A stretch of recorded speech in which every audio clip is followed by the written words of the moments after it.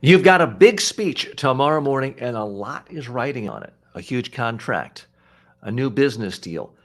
What do you do to prepare? Do you stay up late at night writing, rewriting, changing the bullet points, changing the font, sending it to legal, sending it to investor relations, going through draft, changing the images on your PowerPoint side? Do you do that? Stay up all night, maybe just pull an all-nighter to make sure that presentation is great. That's the thing to do if you're really ambitious, right? Time out. That is the worst possible thing you can do if you want to give a great presentation. My advice, if you want to give a great presentation tomorrow morning, go to bed early tonight. Maybe have some light exercise late in the afternoon. Have a good meal. Read a novel the night before. You want a good night's sleep. Speaking is fundamentally a physical thing. It is your body, it's muscles in your throat, your voice, your vocal cords, your hands.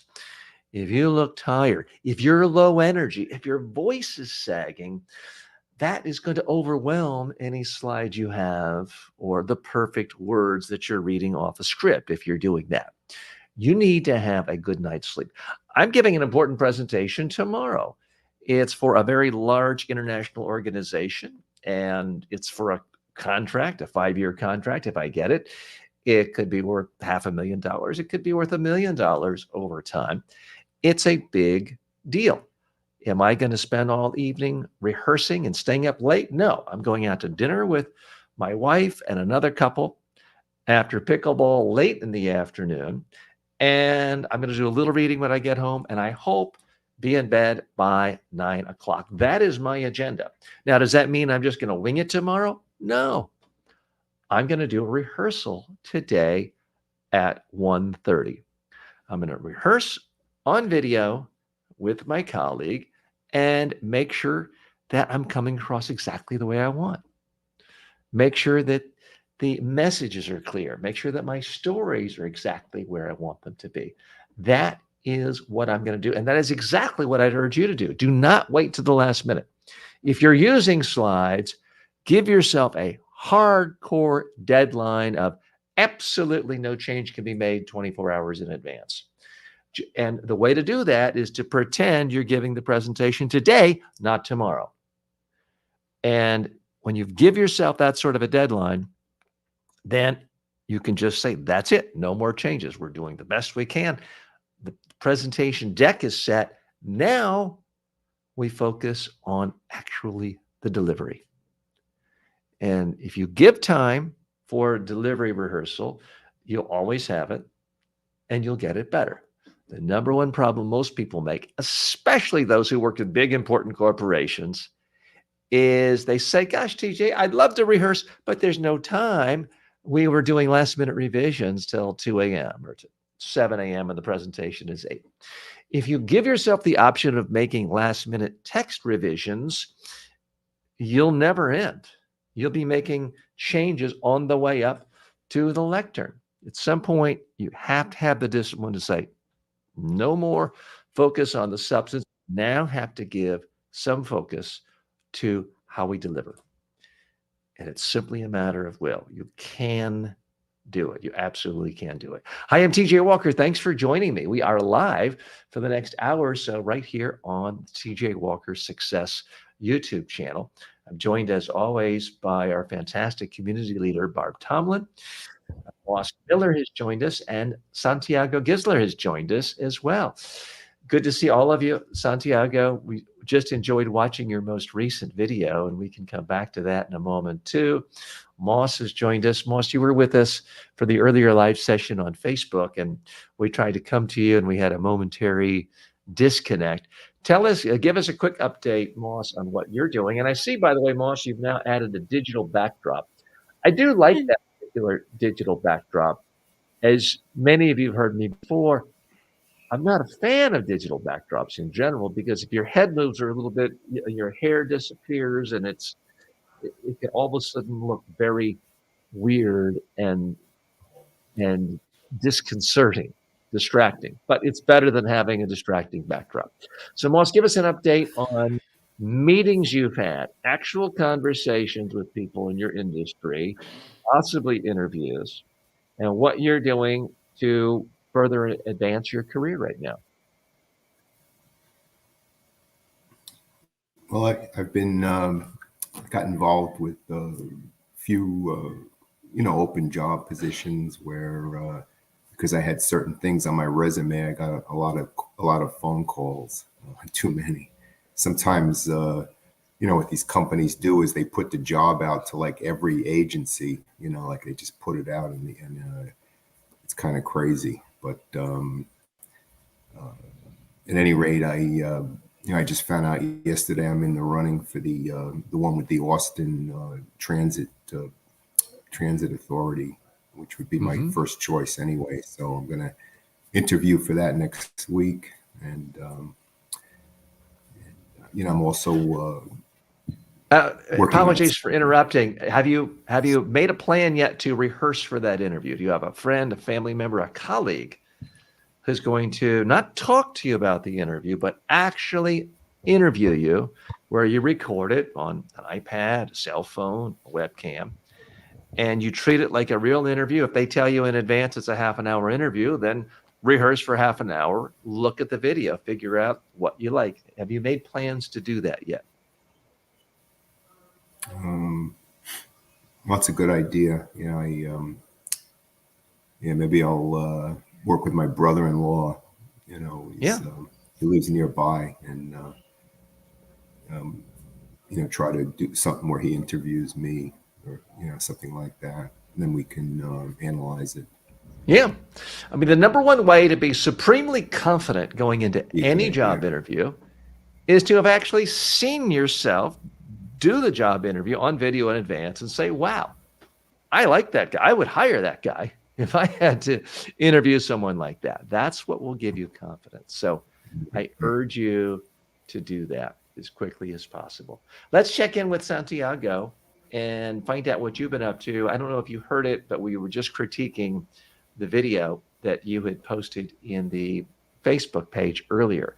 Tell us what's new with you, Santiago. Thanks. Yeah, I heard you saying that. I could not join that session, unfortunately. But I'm curious to hear a little bit about your thoughts around the video.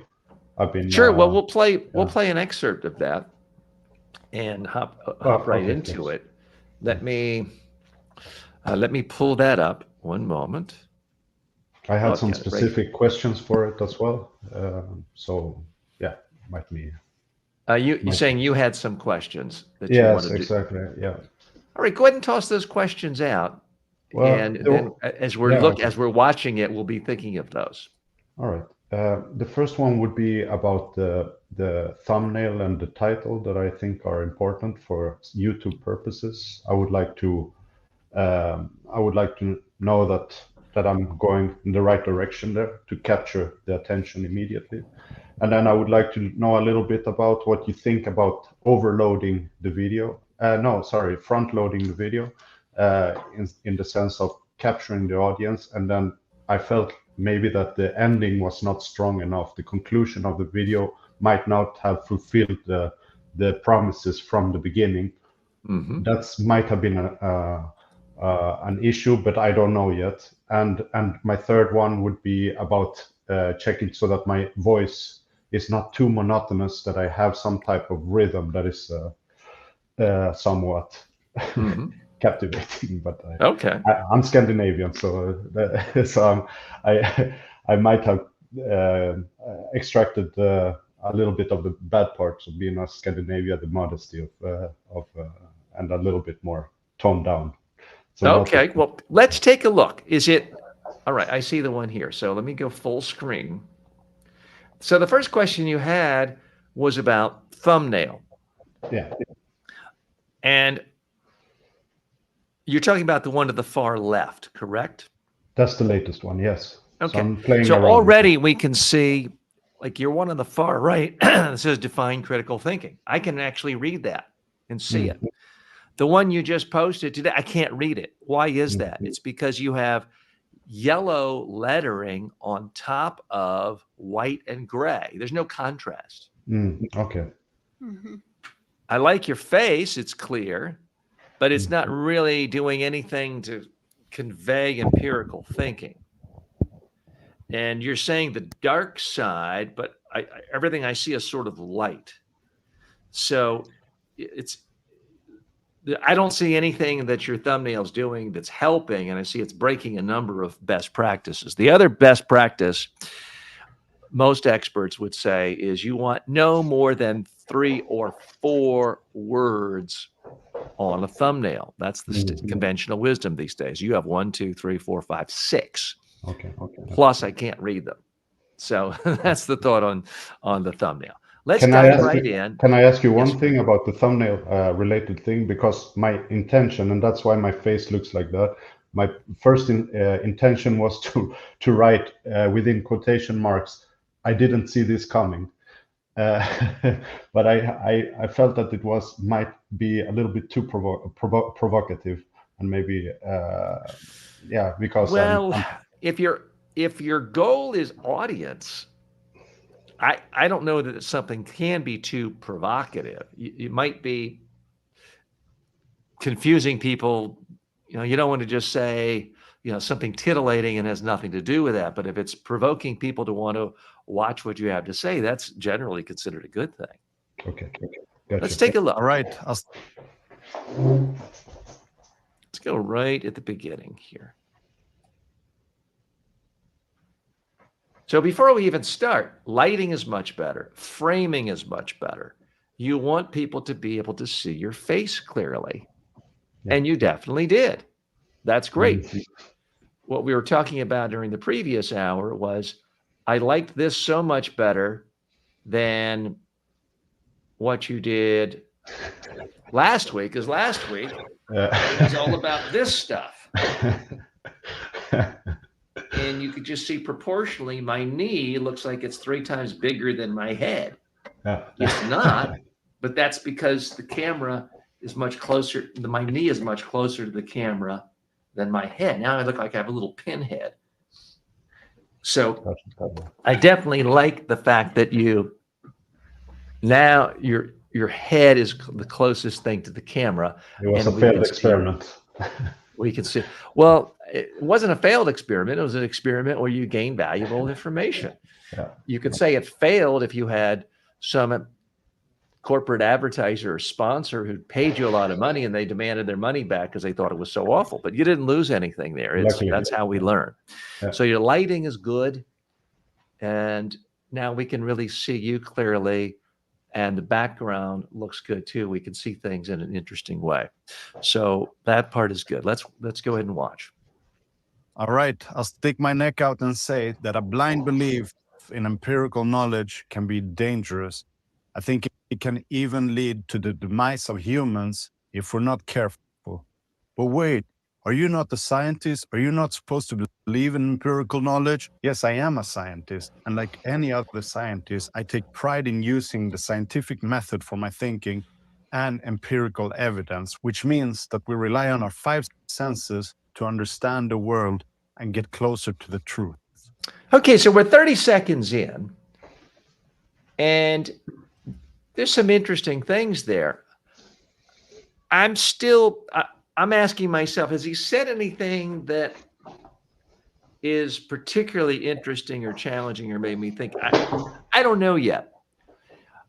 I think it would be better if you could give a clear-cut example, because we all know a blind following of empiricism. We all know people who think of themselves as so rational, and they're following the GPS.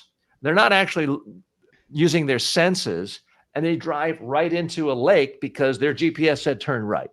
If you had given an example like that, even though that's a familiar one, I think it would clarify what you're talking about more, because I'm 30 seconds in. You haven't convinced me yet you're going to say anything that really warrants my time.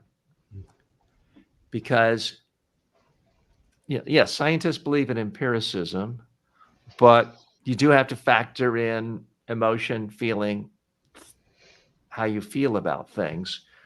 I don't know anyone who really disagrees with that. So if you're telling me something where I think no one would disagree with it, that right out of the gate is not particularly interesting. So I want you to think about how you can frame that How in is a it? way that might capture my attention more. Let's watch it a little more. Yeah, I'm sorry, go ahead. No, go ahead. Go ahead. But what do I mean by that? And yes, I can hear the scientists banging their heads against the wall and screaming to the screens right now. But calm down. I mean, it's a nice visual, but I just don't know that most scientists are going to bang their head on the wall and just say where, empiricism can't be the deciding factor in every single thing. I don't know of a single scientist who said, I used empirical evidence to decide who to marry. I don't know any scientists who believe that. So I kind of feel like you're throwing out a straw man here, a straw man argument. Yeah. And when I hear that, I kind of instantly tune out because I feel like the person isn't treating me respectfully. I have some tales under my sleeve, and I believe that as soon as you get to know what I'm thinking about right now, you will understand me and we will agree. Let's take a couple of steps back first to understand two super important concepts in philosophy, and in particular, philosophy of science: deductive reasoning and inductive reasoning. In deductive reasoning, we draw logical conclusions that are considered true if the premises are logically coherent. What do I mean by that? Okay, so you're speaking in a clear way. It's interesting. It's understandable. Speed is good. Volume is good. Lighting is good. You look good. You sound good. But I'm still confused. We're 70 seconds in. Any one sentence you say, I'm understanding, but I'm not getting a sense of where you're going here. So let's think about how we can somehow give people a little more guidance of, what are we talking about today? When you're talking about YouTube, it's true that people don't have to pay you money. It's not like HBO or buying a brand new movie where you have to pull out your credit card or you're being charged on your Apple account. But you are charging people with something even more valuable than their money, their time, their attention. So if you want their attention, unless they really have such a deep relationship with you where they've been watching your videos for years and years, you've got to somehow announce the payoff, or at least give them a sense of where we're going. Now, we don't all have to be like Mr. Beast. He's really reduced this to a science where he tries within sometimes the first 3 seconds, but often in the first 5 seconds, he's laid out this premise where you know exactly what you're going to get if you spend the next 14, 18 minutes with him. I was buried alive for 48 hours. Did I survive? It's, something where you instantly can visualize it, see where he's going, and decide, do I want to go on this trip with him? I don't want you to feel the pressure to do that in 3 seconds. But I'm still really confused over what you're talking about, because now you're talking about basic deductive logic versus inductive logic, which, I've heard a million times, maybe other people haven't. What are you telling me that's either new or leading me to a new path that I wouldn't have otherwise gone to? Not everything is empirical for every decision. I already knew that. Where are we going to go? Let's watch a little more, and we'll bring in, Barb, Moss. Either of you want to chime in? I'm happy to get your opinions. Santiago is clearly a great communicator. So if someone tuning in for the very first time maybe think, well, gosh, TJ's a little bit harsh. It's in part because we have such high standards for Santiago, because you already do so many things so well. We're doing some fine tuning here. So that's really what we're trying to do. And I see Sam is with us today. Sam, glad you're here. And if you want to join us in the live, we're happy to have you as well. Santiago, do you want to add anything now before we watch any more? Just a quick. So the conclusion here that I'm picking up is that it would be much better to have a little example to show it, not giving away too much of the ending, because that's usually I want to keep the people until the end. However, a little example that shows that what I mean by that, and it could be I a need to know scientific. where you're taking me. Where are you Well, taking me? the question is how can it be dangerous? How can it be lead to our demise if we keep speaking if we keep thinking empirically? I don't necessarily think that it's a straw man because I have encountered many scientists and MDs that think that empiricism is the way to go, and pure empiricists that think the way I explained it at the end of the video. But I think that you're right by the fact that I need to have maybe a little bit of maybe a screenshot of a tweet or Right. some type of explanation to this. Mm-hmm. Yeah. And in connection to what? I mean, everyone has their own biases and perspective. I mean, from my perspective, the biggest problem in the world is we don't have people look at empirical evidence. I mean, I know people every day in my own neighborhood don't believe in global warming. Oh, I'm going to build a big mansion on the beach. There's no rising oceans here. To me, that's a far bigger problem than over-reliance on empiricism. Barb, did you want to add something to the conversation? I think the biggest thing, here on Santiago's today is that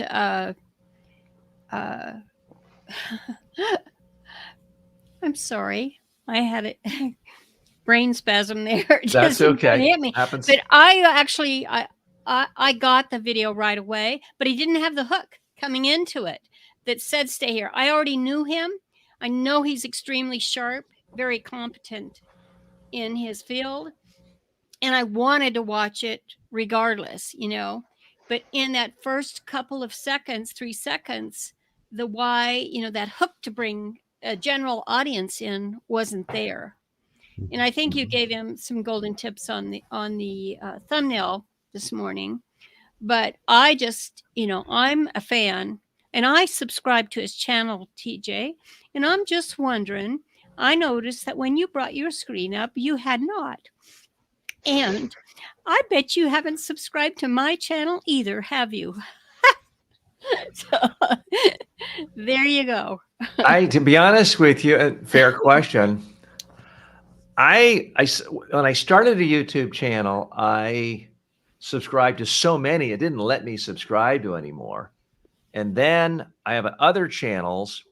I don't really subscribe to any channel that I'm aware of. I actively seek out ones I watch, but I don't get subscribers. It's just not how I interact with YouTube. So if I do subscribe, it doesn't mean I watch it. If I don't subscribe, it doesn't mean I don't watch it either. So it's just, everyone has their different way of interacting. That's a wimp out. I'm sorry, but that is a total wimp out because you now are on building community on YouTube. And if you want to build community on YouTube, you've got to interact with the YouTube audience. I'm really sorry, sir, but I mean, okay. Fair point. Fair point. I'll reflect on that. Especially your Udemy students. Not that we should be favorites or anything, but man, I mean, we have invested in our education and so forth, and we need to know that you're actually watching us. And here you are saying, be sure to subscribe to my channel, be sure to like it, be sure to comment, and so forth when we are, in our training. Well, let me ask you about that because I also. I'm sorry, Santiago. Fair point. And we can have a conversation another day. But one of the things I see all the time from experts, whether it's TikTok or Twitter, is, the experts say you should only subscribe to people that have millions of accounts, and you'll actually harm yourself in algorithms by subscribing to, like, if you subscribe to everyone who subscribes to you, you'll be punished in the algorithms and your content will be shown to a lot fewer people. Okay. So I don't know how to deal with that. Well, it's not 1986 anymore. It's not 1996 anymore. It's not 2006 anymore. Yeah. We are coming up on 2024. Things have changed. Mhm. And now, I mean, that Hey, Barb, I apologize. This is important stuff. I want to give it due diligence, but we're right in the middle of Santiago's thing. I want to continue with him, and then let's follow up on this because it's a perfectly valid, interesting source of conversation. But we've got him up. I want to give him concluding comments in case he has to go and any other feedback. But I'm not cutting you off. I do want us to talk about this. So, Santiago, was there anything else that? Oh, here's as it relates directly to Santiago. So it's a 6-minute video. Our goal, I believe, anytime we communicate is to, number one, make a good impression, but number two, to actually communicate an idea to the point where someone who either heard us live or watched us on a video could then tell someone else what our point was. And if all they can do is say, well, it was a good presentation, they looked good, we didn't really communicate anything. So that's my challenge now. So Barb, and we'll come to your issues. This isn't meant to be a dodge. Now my question to you, Barb, is explain to our audience who didn't watch all of Santiago's video, what did he talk about? What's the new idea that made you think, oh, that was interesting? How would you sum up his 6-minute video in just a 30-second conversational way?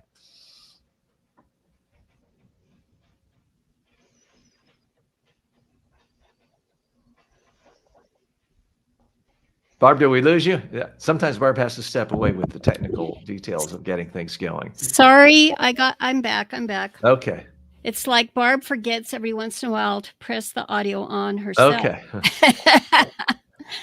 And he was, speaking about empirical knowledge and philosophical. It was just the way that he put it together. The commentary that I left for him, and I actually have more notes on it. I actually took note. I know this guy is really sharp. So I said, your video is a compelling call to embrace both empirical knowledge and philosophical wisdom. It's a valuable lesson in today's world where data can sometimes overshadow deeper thinking. And it was a wow moment for me. But you have to actually watch the whole thing and listen to it. And so that's, in our lesson plan for today, I mean, we're to get the people to press the button and listen with a message. So he's got to get them to stay there. So that hook thing is so vital. Everything you said is so vital because they're missing out on the real treasures of what he is actually sharing with us.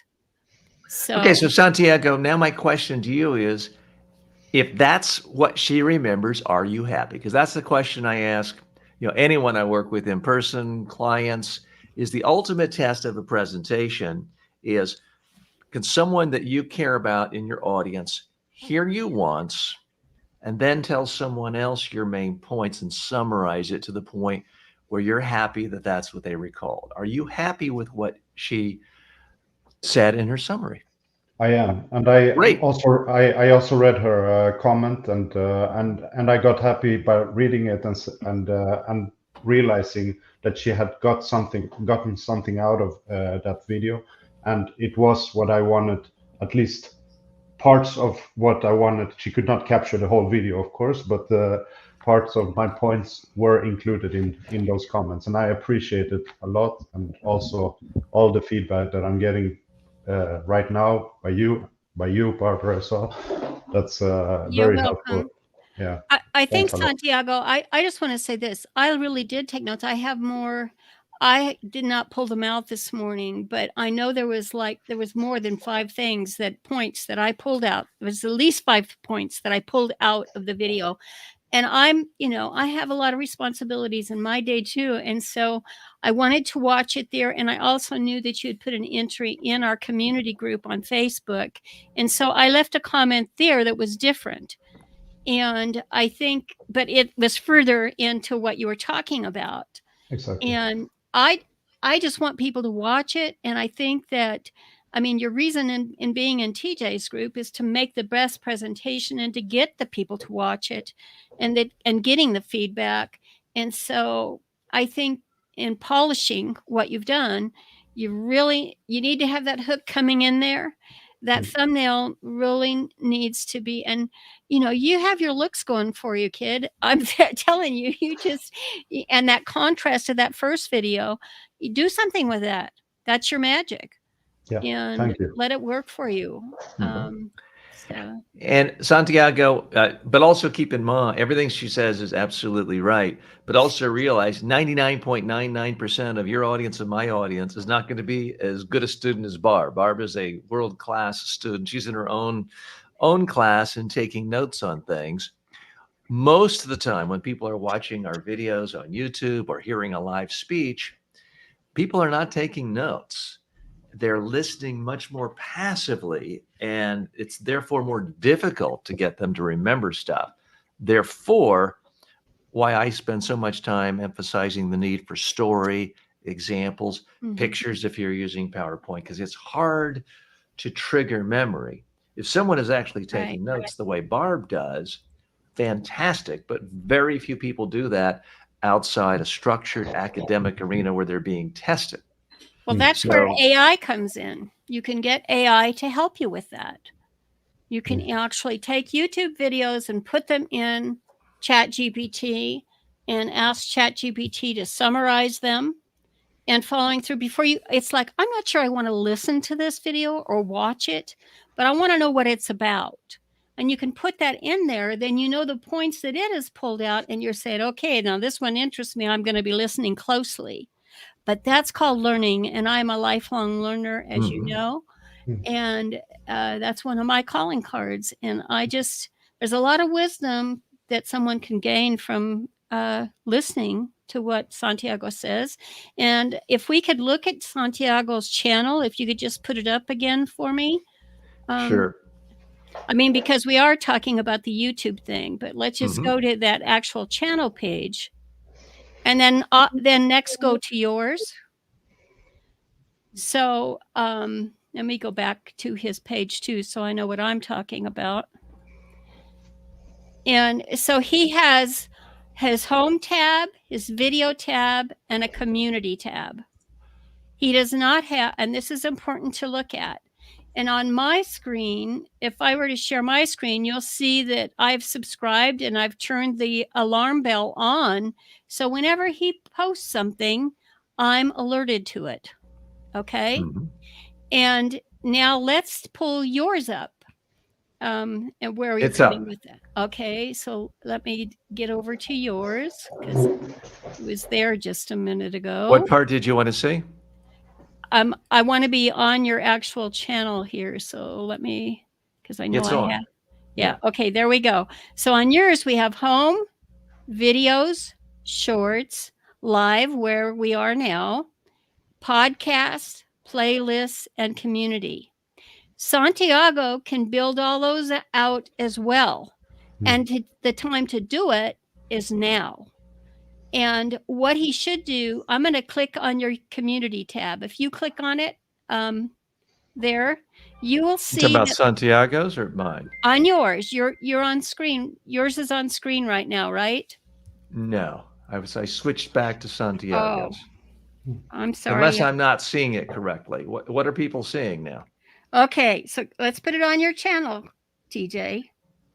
Please put it on your YouTube, the TJ Walker Success. Yes, that's what I want. Are you seeing that now? Okay. Okay. So now yours, you have the home, video, shorts, live, podcast, playlist, and community. Click on community. Did you do that? Yes. Okay, so now what you see here is just you sharing your video on there. There is no engagement, no, interaction on that. And this is where the community in 2024, 2023 going into 2024, this is where the action is to pull it out into Google and to get people to come in and watch it and to trigger the algorithm to come back to your channel. So with your shorts and your lives, everything, it should be on that. Now, where you win, and that's where I'm sitting here, I say, okay, Barb, how can you help? And I thought, okay, I'm going to go over to my channel, and I don't even have 100 subscribers. I haven't, and I've played, you know my story, and I've played with it from a beta testing standpoint. Whoops, didn't even spell my name right for my channel, even though I. Oops. Yeah. So on my channel, I have videos, shorts, live playlists, and community right now. I've only got 78 subscribers. I haven't done anything for months, and that's on me. Mhm. But the difference is when you click on my community tab, because I was just on my community tab, then and like you are actually helping, you have staff assisting you with this. If you're sharing, like Santiago, you could share Santiago's video that you critiqued on your community page and say that I critiqued this in my video today on YouTube and link to that on there as well. Mhm. And these were the top 5 tips I gave him. That is how you build a community, and that's how it pulls it out.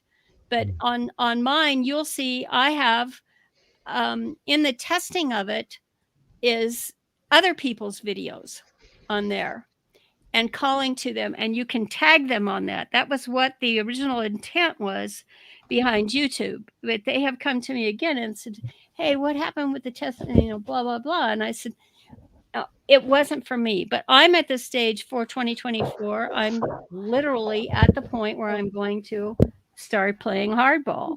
So, but you know, it's like your why. I mean, I sent you to Sean Cannell, Think Media, and you know, and I said this guy really has it down, and that, you know, and learning, because none of us know it all.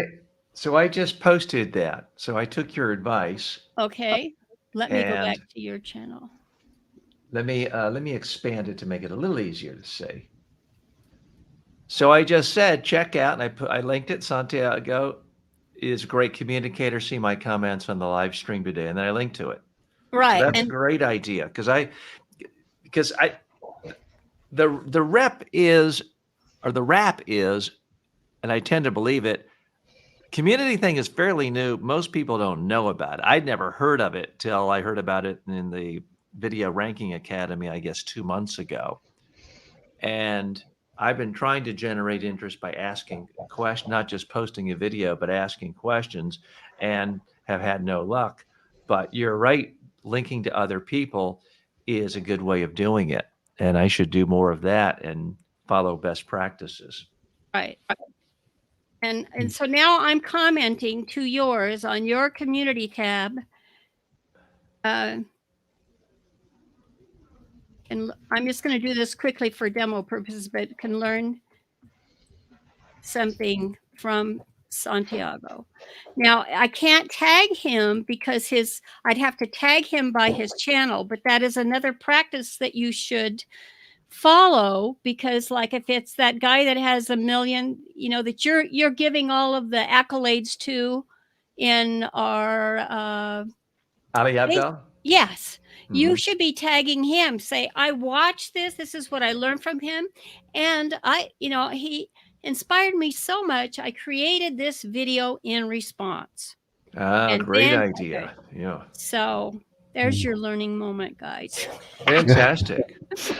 It's Very, great. very helpful, Barb. Appreciate it as always. Hey, Santiago, we'll finish this up, and then we may take more quick comments from Moss and Sam as well. But let me go back to your channel and just give you a few more thoughts and see if Barb or anyone else has thoughts too. Let's go to Famous example of deductive reasoning is all men are mortal. Socrates is a man. Therefore, Socrates is mortal. Still, Maybe you see by now that the conclusion of deductive reasoning doesn't need to be correct. However, as long as it follows the premises coherently, it is considered to be a logical reasoning. We can take a more popular example. All movies are Japanese. Batman Forever is a movie. Therefore, Batman Forever is Japanese. So to avoid incorrect conclusions, we need to find correct premises. But how do we do that? Well, the answer to that is inductive reasoning. In inductive reasoning, we draw a conclusion based on observations. You know, things we can see, touch, hear, smell, or taste. So this is how inductive reasoning is connected to empiricism and empirical evidence. As scientists, for example, we predict the future based on... And Santiago, was there, at the very beginning of this, you had mentioned that you wanted me to also critique, was it the ending, or where else would you like a critique? No, yeah, I think maybe there is no time for that right now, but I just wanted to hear a little bit your opinion about the front loading and how much you have to basically fulfill the promises from the beginning, how important it is, and specifically with my examples. But I didn't assume that we would watch the whole thing. But, just in case you had some comments on it, but if you don't, then we can. Let me step back a minute. Tell me who your ideal audience is for this video, and then tell me the 20-second big idea that you want people to really take away from this. The audience would be experts or no, not expert, but science fanatics or science interested people that are trying to learn as much as possible about critical thinking and communication, and trying to navigate this information environment that is our internet. And I want people to take away that there are more than. I want people to watch out for tribalistic thinking, black and white binary thinking. Very good. And in that way, kind of get a little bit more of a spectrum of ideas of it's not only one way. It can have a little bit of gray areas, a little bit of colorful areas, and we have a lot of things. And this is also scientific, not just because you watch out for empiricism doesn't mean that you're completely wrong. We have new things in front of us that we cannot predict based on the past. Very good. Okay.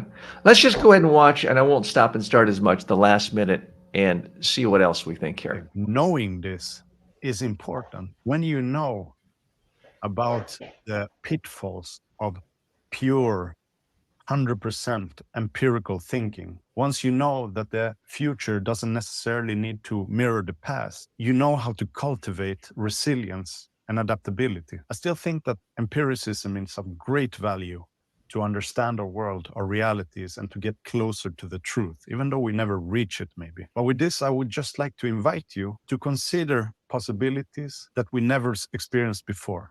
Anyway, Great. Why don't you surprise me with a little like below this video, or surprise me with a comment maybe? I will bring you more and better content in the future. So why don't you check these videos until then, and peace.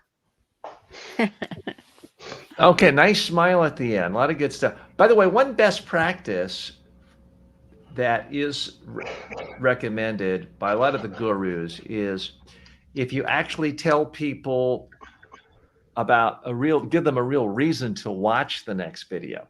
I was doing that, and I've stopped doing it for other reasons.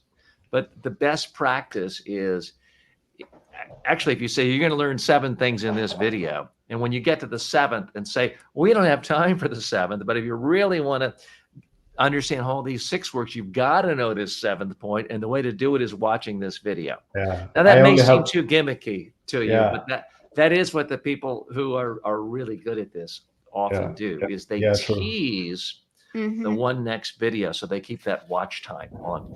Yeah, I only have 4 videos now, so I wanted to do something like that, but I don't have enough resources to be able to point to a specific video because they are a little bit different from each other. So, And what is your goal for your channel? Are you hoping to do one video a week? Are you hoping to turn it into something that helps you get more speaking engagements or book deals, or just for fun or a hobby or no, this promotion? What are you doing with it? Well, this is a project that I started now. I have a blog. I started a coaching business where I help specifically science communicators to be able to express their expertise to general publics and other scientists. But I also would like to expand it to advocate for critical, independent thinking and communication, and kind of connect these concepts. Through coaching, maybe courses in the future, and writing books about it. Yeah. Great. Well, we really appreciate you sharing your journey with us, and we wish Thank you. Continued And can I just say that you, Barbara, you take good notes, and in the same way that you take notes, that's why I also come to these meetings, is because after every session that I have with both of you and your guests, I learn something new, and I try to implement them in my future videos. And this is how I'm learning. So one step at a time. I always take 1 or 2 things that you mentioned, both of you and the rest of the team, and then I improve on my future videos. So So thanks a lot for all the helpful feedback, and I don't mind if you criticize or critique my videos. I think it's super helpful. So thanks a lot for the. Great. Well, thanks for sharing, and thanks for the kind words. When we close out the hour, we're not going to do it yet. I'm going to give a detailed analysis of a media interview performance by Kelsey Grammer. He's one of the most successful, most famous television actors of the last 40 years here in the United States. And his show, Frasier, and before that, Cheers, has been seen in front of worldwide audiences for many, many decades. One of my favorite actors. And I'll be analyzing his recent TV appearance on the Today Show and critiquing his strengths, what he's doing well when he's promoting. He's a very experienced pro in the whole promotion business, having promoted TV shows, movies, and a gazillion other things for decades now. But first, I want to get a special report from Barb, who is a real expert on the influencer industry and Amazon. We were speaking beforehand, and I just don't know anything about what Amazon does with influencers, other than they've done something to somehow empower influencers to make money. I don't even know where it is on Amazon. I know Amazon owns Twitch. I don't think that's where it is, but somehow I've never seen an influencer on Amazon, and I go on Amazon and shop every day. And yet you've known me all this time, and I was in the beta program. We actually have in our student community group one of the top Amazon influencers, and he actually came in, TJ, when and did a live as a guest when you were, I think, over in Europe or something, when you were on vacation, and I needed some folks to help me out. And he is actually a member of our group. And I reached out to him just before the holidays and said, "Hey, David, can Utopia?" I said, "Can you come and show this in our group, because there might be a lot of people who would be interested in making money on Amazon." I mean, it stands to reason.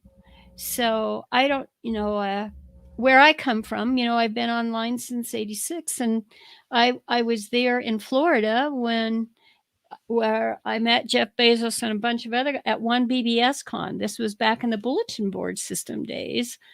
And I knew when I met him, and we were all at the bar. I'll never forget it in my whole life, because there was another fellow from Books Unlimited. You can Google that. And we were all sitting up there talking about that. And Jeff said that, it gets down to being able to process everything online and as quickly and efficiently as possible and deliver what you promised. But so that's and I said, wow. And now understand, I was representing authors, best-selling authors who at that time, you could not just be a best-selling author unless you were affiliated with a publishing house, a well-known publishing house. Mhm. And we were very dependent in promoting authors. You were very dependent on the newspaper industry and magazines, and for reviews. for reviews. And so here we had this new exciting online environment where we could be talking about all of these wonderful things. So that's why I was contracted to Prodigy and AOL, the proprietary networks, before the internet was commercialized. And so when we all met at that the one BBS con there, it was just an exciting time. I still do have some memorabilia from that, but he just and he had ties to Albuquerque even, but I mean, he sat there kind of like we're here today, and it's like when I opened my mouth, because I had also been in the stock industry, and I said, Jeff, I mean, this is amazing. You're talking about this because that is it. But I'm in marketing communications, and in order for it to because it's all about communicating and being able to get that message out and then helping motivate people to make a decision. And so but you're right about the technology. If we could just have that, it would be so cool, because then we could all of these authors I represent on these bulletin boards can be distributing through you. And you go, oh yeah, I could have warehouses, and we all just, I mean, our brains were just on rocket speed, and how we could see the future happening before us, and it's here. And even Barb, I apologize for interrupting. Can you just show us? Can you share your screen and go to Amazon? I have no idea well, mine what is you're talking about with influencers on Amazon, or where they are. How does someone would see them? It's not a lineup of influencers. If you are an influencer, you do have some following. You do not have to have a huge following, but you do have to have some following, show that you're being active on social media. And just like I was explaining moments ago, darn it, TJ, you're getting me so fired up, is a few minutes ago when we were on the YouTube channel talking about it and the community tab, because that's my thing, the community, because you build that traffic through conversation. And that's when communities thrive in the real world and online, it's about the interaction. It's like Santiago. I'm sorry, where is a community on Amazon? Excuse my ignorance. I just need to start from scratch. There isn't community on Amazon. That wasn't his job. His job is to make money. I mean, how does an Amazon influencer make money? I'm not picturing. We get a percentage There are multiple ways. I'll put that in our Facebook community. We've got a YouTube user with questions here too, so I don't want to ramble too far, because he said he's come up with questions. No, but can someone stream on Amazon, or is it just? Oh, absolutely! There are videos. So where is it? Can you share that with me? I've just never just seen go over to Amazon. You can go over to Amazon. I'm on it right now.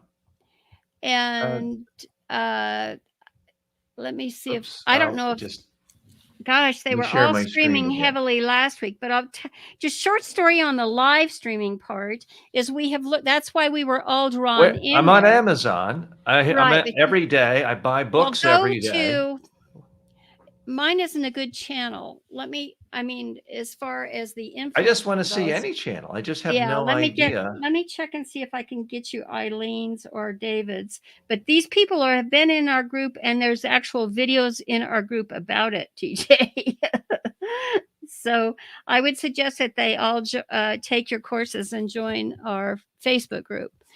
But it will stop if you go to.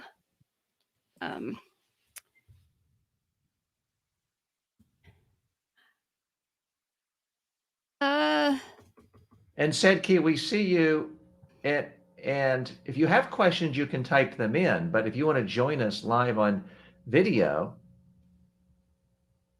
Barb has posted the link right above Setke. We'd be very happy to have you join us live in just a moment. Yeah, Okay, I'm Barb. not, I need to find on the spot like this today. I mean, I subscribe to them all. Let me see if I can find my followers, because if you go to I have from Linktree, I have one of those pages. My barbtusa.com page actually features my shop on there. So externally, that's where I would send people from.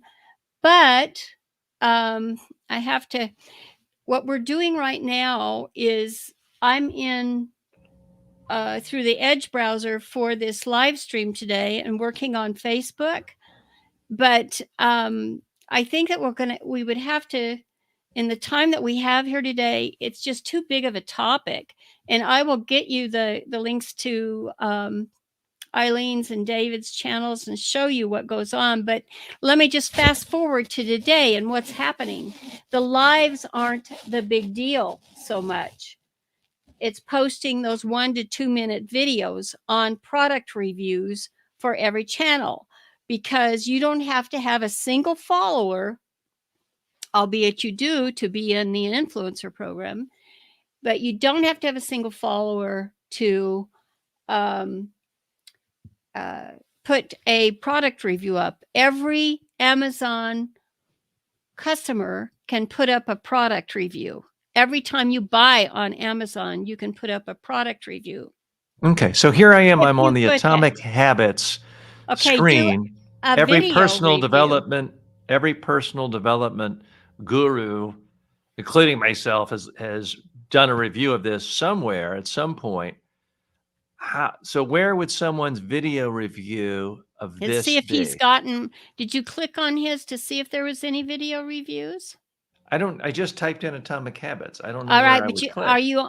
So you're actually on the page. I can't see because the type is too small.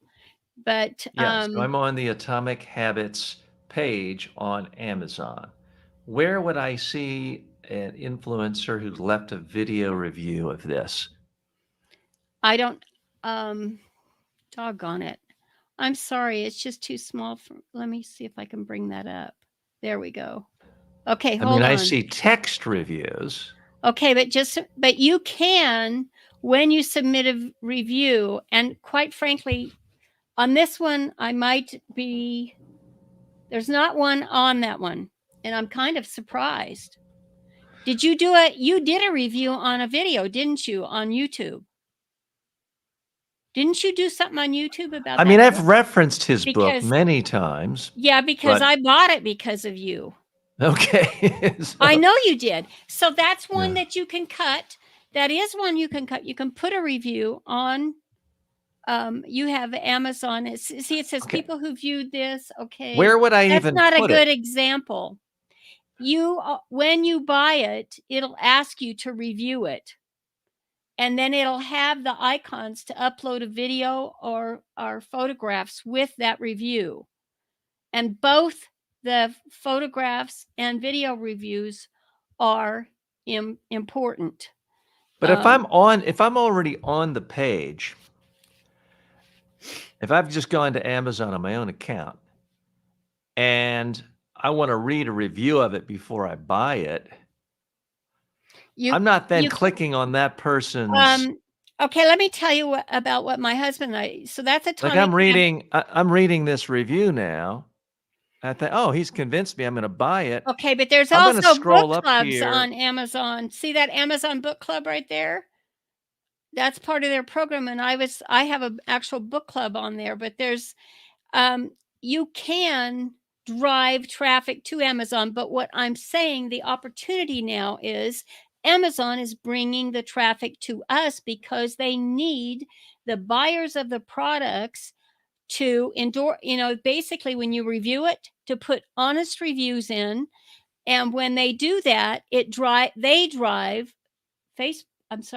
Amazon drives more traffic to that product. That's my question. And I apologize. And Elena says hello, and yes, Elena, we do stream live every Thursday. So hoping you can join us live today if you want. And Sedki, if you have questions, we'll definitely take them. We're going to stay. We're going to go a little bit late today. We usually go an hour. So here's what I'm just trying to conceptualize. If I'd never heard of YouTube and someone said, "Oh, I have a YouTube account and I can sell things on YouTube," all I have to do is type YouTube and I see videos and I can type their name in and see it. So I understand how YouTube will send traffic to my YouTube channel. How do I don't know how I would see someone, how Amazon sends traffic to I don't, someone's video on YouTube. That's what I'm missing. yeah, So, I'd have to see if any of my people are around, but Eileen Smith and David Utepia, who is a TJ Walker student, but I mean he is making well into 6 figures a year. well, I understand how Well people into it. make I understand how people make money as Amazon affiliates. I mean, I could No, I could have signed not up as like an this. affiliate. I don't want to. We are on YouTube, which is open to the public, and David actually has groups, and we actually cover that in the TJ Walker student community on Facebook. I'm sorry, but I'm going to keep pushing because that's where it's at. The video's already there, and showing students how to do that. And the thing is now that, and I will go back in the group in our for our Udemy students, we are streaming this live to our Facebook group at the same time. This topic is near and dear to me, but there's an opportunity right now to learn more, and it's actually a free opportunity.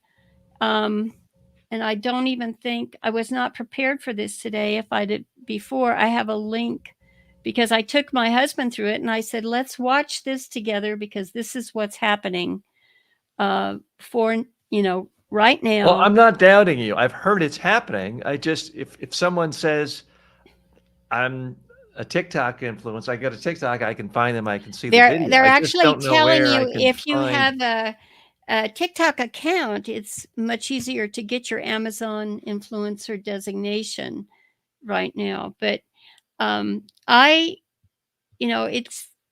I'm more than happy in a prepared setting, to talk about that because it is intense. I've been studying it since 2019. I was put in the program.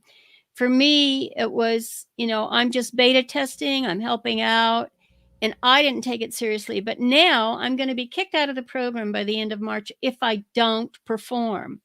And even with sphere of influence and all of that, I meet the minimums and all. I just got to do the work. And so I thought, Sean is telling us get those YouTube shorts up there, and you noticed from what you said, okay, Barb, I'm going to test this YouTube shorts out, and all of a sudden you got more, and it works. So I think all of us as your students need to pay attention to that. I mean, the shorts are important, and keeping the videos down to 1.5 to 2 minutes, and really concentrating on what we're doing. But I will tell you this about it all because I'm all about community, and this thing that I showed you today on YouTube is just like where YouTube has failed.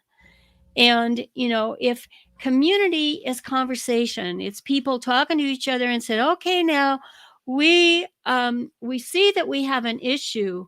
What can we do to make things better? How can we make a difference?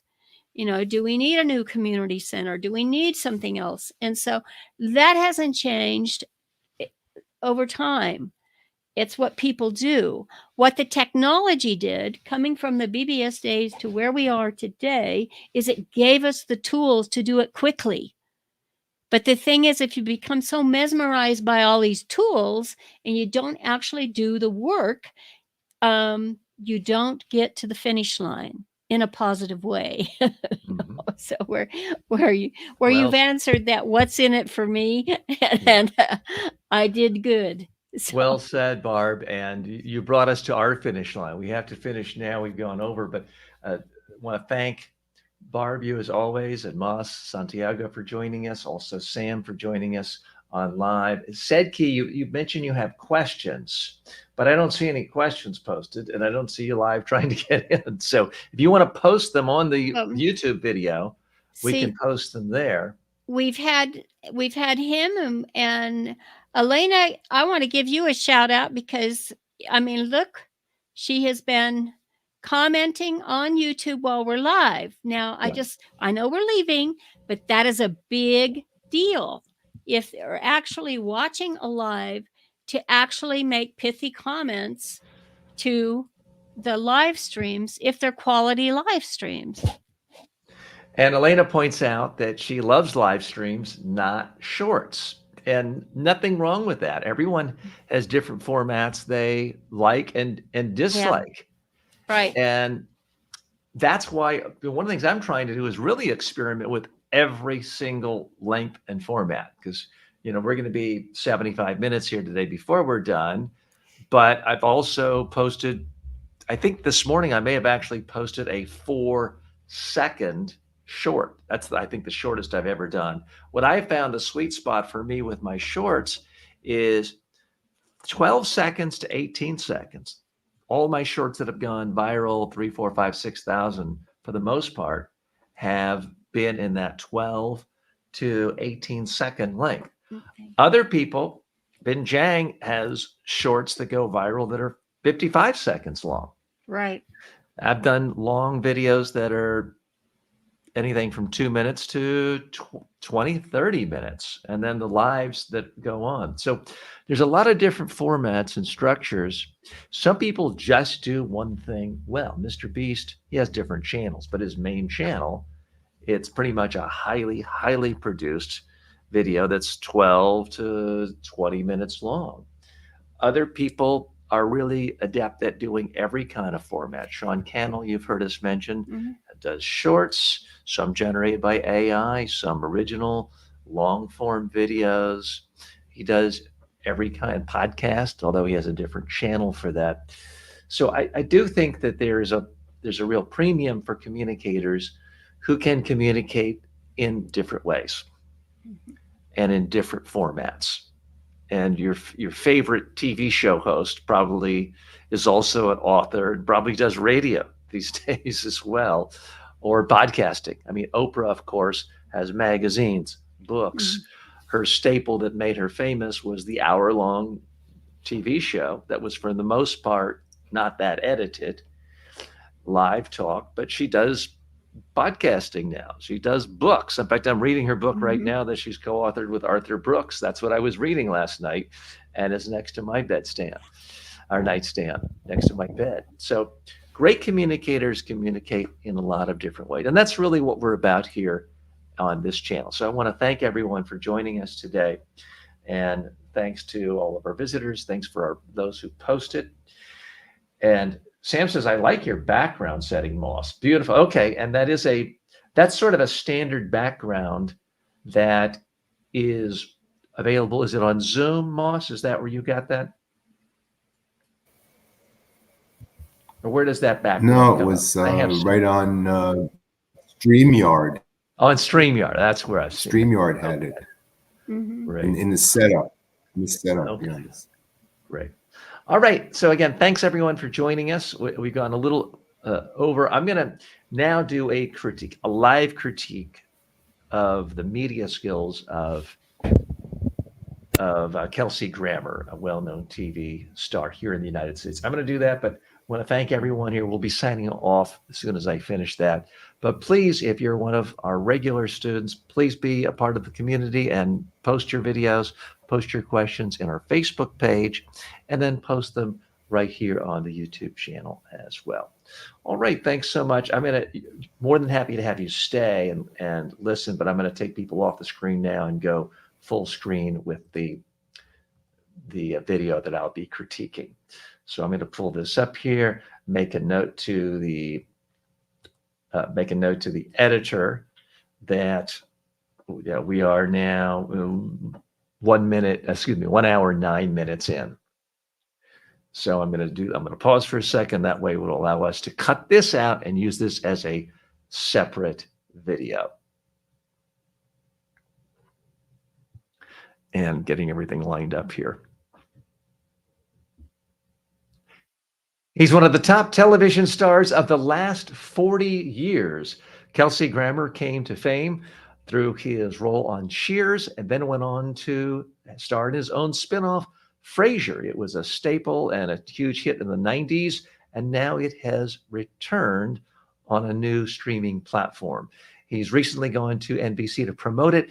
This is going to be a live critique, a reaction from me as a communications coach on how he does as a communicator in an unscripted environment. Let's take a look and see how he did.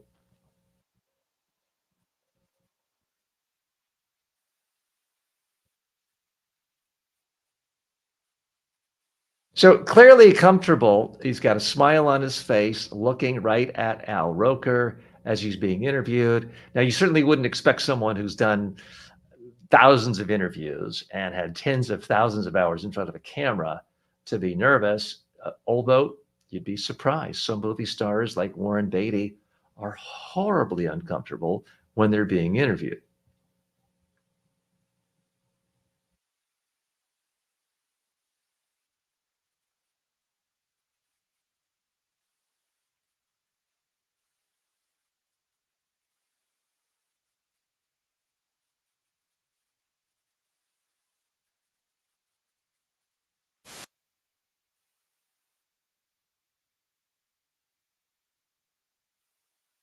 So he's clearly relaxed. Now he's looking down a lot. I don't generally recommend looking down, but it's giving off the sense that he's being spontaneous. He's not just giving talking points.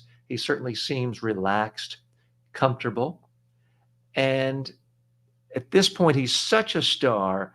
Interviews like this tend to be easy because it's kind of a puff piece interview.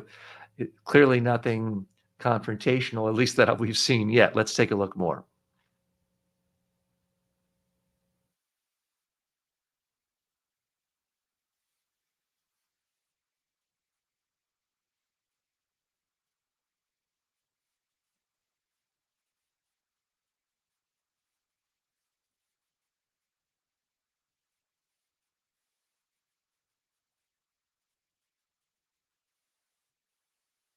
So great comedic actor.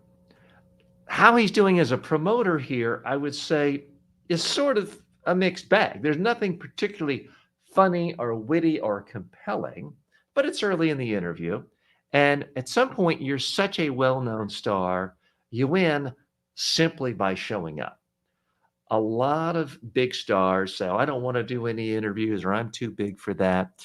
He's certainly someone who has a reputation as being willing to promote, going out there and doing it, which is one reason why he has such a lengthy career. Now, he has done movies, he's done other television series.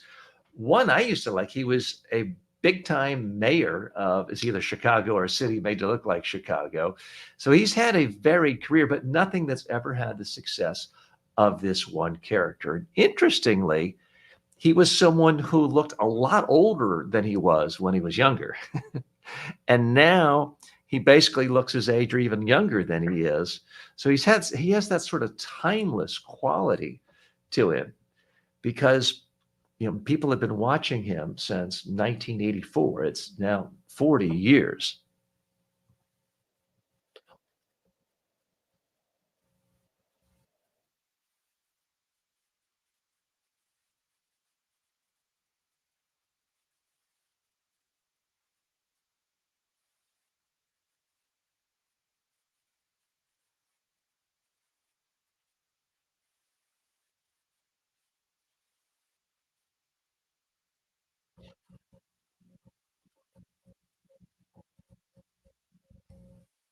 So one of the challenges of an actor like this is the sheer boredom of hearing the same questions over and over again. So he's doing a great job of making it sound like, well, he's never heard this before. This is interesting. I don't mind listening to this because I'm not criticizing the host here, but these are questions he's heard 1,000 times.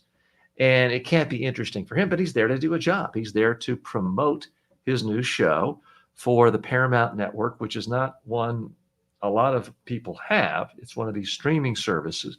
So he's going to be facing a much smaller audience. So he's there to do a job. And I would say he's doing a good job of acting like he's interested. He didn't say, "Oh my gosh, can't you come up with a more interesting question?" He's doing a good job of seeming interested, laughing as if he'd not heard this before. But people who followed his story know he's nothing like Fraser Crane. Fraser Crane, the character, is this super liberal, sort of elite, uh, definitely not the typical conservative American male. And in real life, he is a prominent conservative, and politically, he's very different from his Fraser Crane character, and that's perfectly fine. And he does a good job of showcasing that.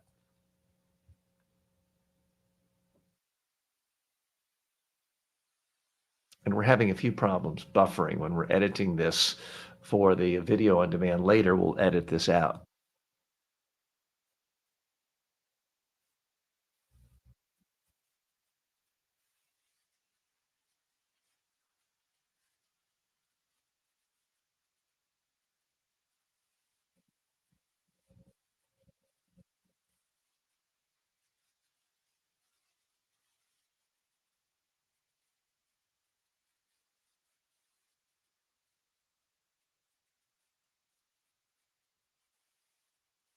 So he's not afraid to talk about emotion. He's trying to get to the core of his character and explain it to people, and has two audiences. He's communicating with people who are diehard fans and who like the character as I did, but also trying to make it understandable and meaningful to perhaps a whole new era of fans, people who've never watched the show before, to try to bring them in and entice them in. So he's doing a good job of sort of identifying and describing the character and why anyone should care.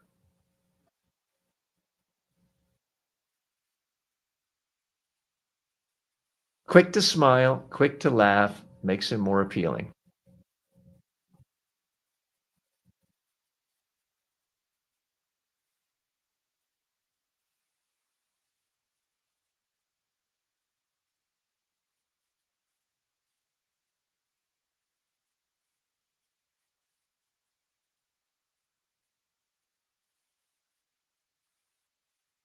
So that's fantastic. He's asked a general question. He could have said, "Well, it's, made me rich and paid for a lot of divorces." He could have said all sorts of things that might have been distracting, but instead he went right to an anecdote.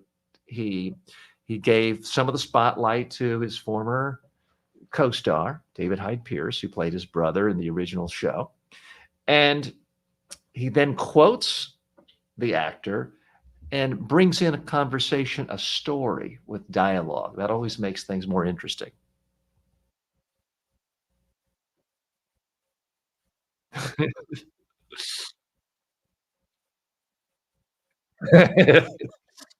So gets a good laugh, comes across as self-effacing, giving sort of an insider's perspective where it's not all about the great art. It's, you're going to buy a house and I get two houses. So he does come across as candid here and revealing, and that makes him more interesting in a lighthearted approach.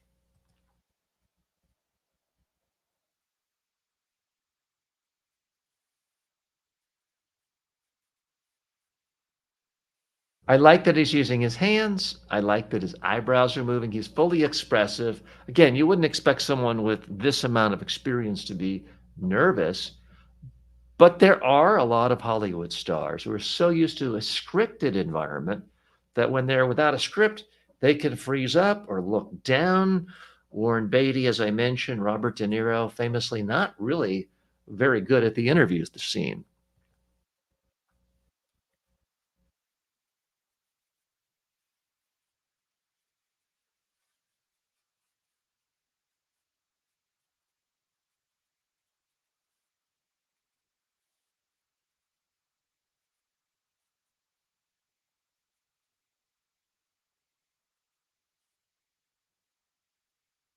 Not afraid to make fun of himself, calling himself an old racehorse, and not afraid to make fun of his own personal life.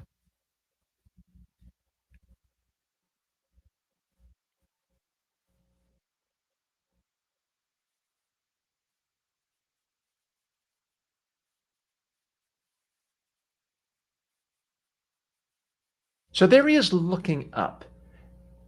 That's a problem if you do it repeatedly. It makes it seem like you're lost or not sure what to say. But that's the first time I've really noticed him doing it in this interview. And to do it just occasionally sends a signal to the audience. I'm reflecting. I hadn't really thought about that before. So I think that works for him. But be careful. Some people overdo it and it makes them look nervous throughout the interview.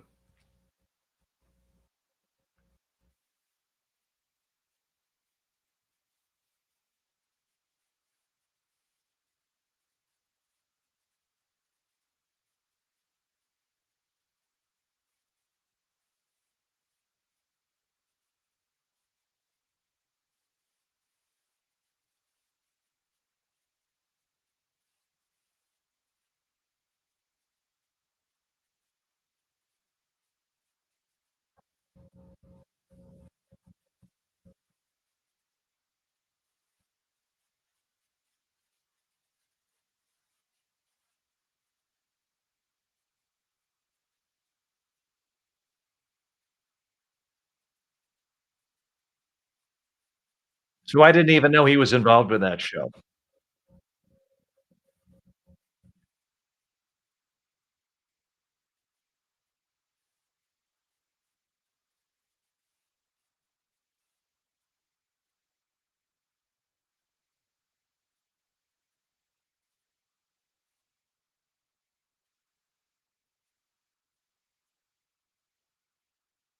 Mhm.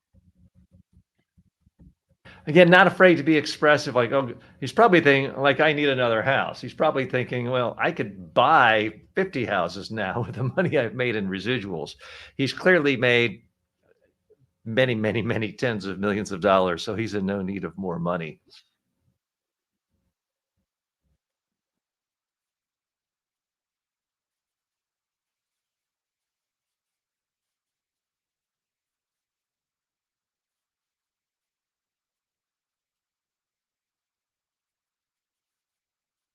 So all in all, very solid performance, as you would expect from a pro like this, who has had an extraordinarily lengthy and successful Hollywood career and will go down in history as one of the most successful television actors of all time. I'm TJ Walker. Thanks for joining me. If you want more updates on how to be a more successful communicator, whether you are communicating to the media, whether you're being interviewed, communicating on YouTube, or giving presentations, then please come back to this channel regularly. Every single day, there are at least not one, not two, but 3 new videos with more tips on how to be a better communicator. I'm TJ Walker. See you next time.